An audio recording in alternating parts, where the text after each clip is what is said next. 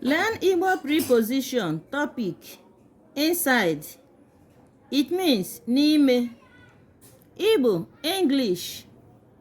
Number 1 sentence says iko dị n'ime afere.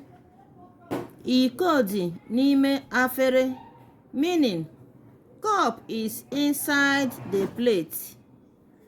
Another one says eze nọ n'ime ụlọ ahụ. Eze nọ n'ime ụlọ ahụ, meaning eze is inside that house. Another one says ha nọ n'ime ụgbọala ugbu a.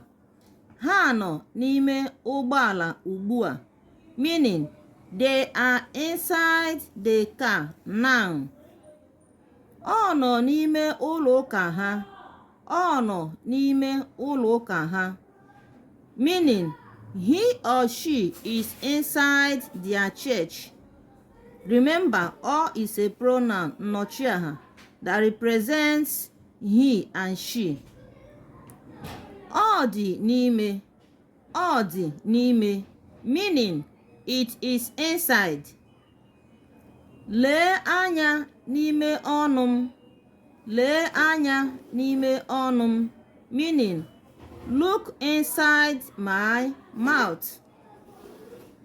Another one says n'ime ha abụọ. N'ime ha abụọ, meaning inside two of them.